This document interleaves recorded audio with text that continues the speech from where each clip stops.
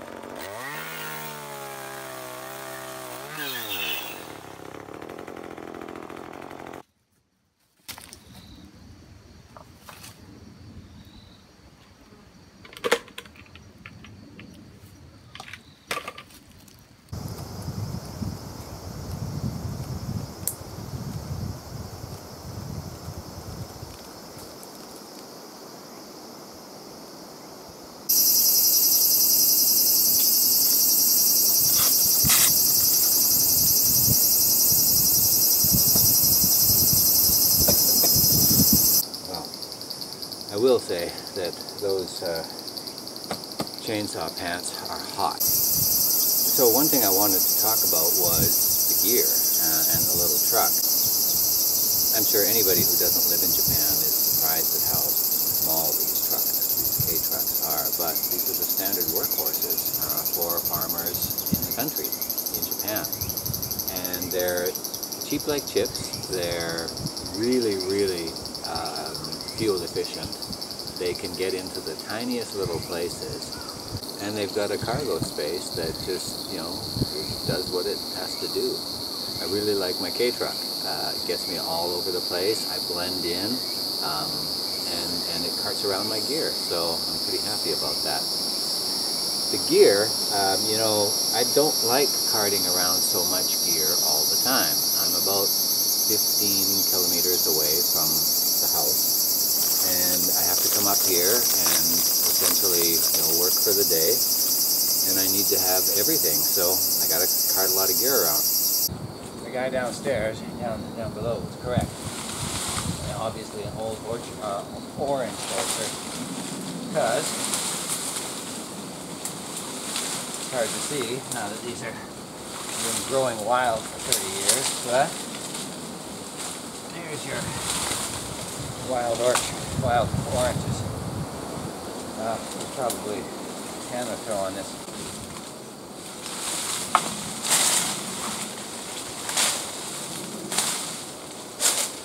Vines.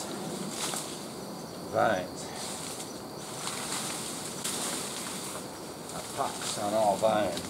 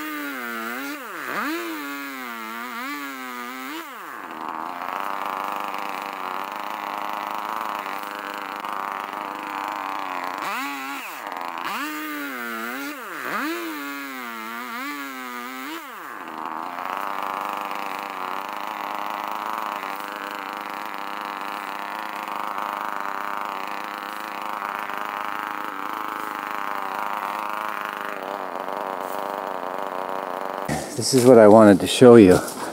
The challenge that I really like. We're making progress on these woods. But see this small little dainty piece of wood right there.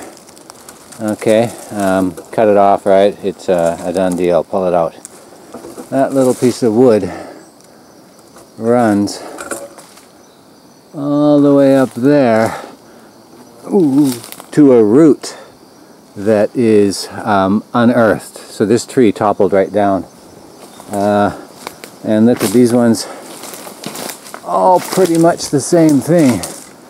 They all extend back to a stand of sugi, a stand of Japanese cedar that was there at some point and have since blown down. Interestingly enough, I see right here, let me just get a little stability here.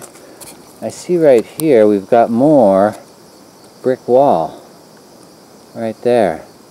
So this is more of the orange grove stuff from 40 or 50 years ago.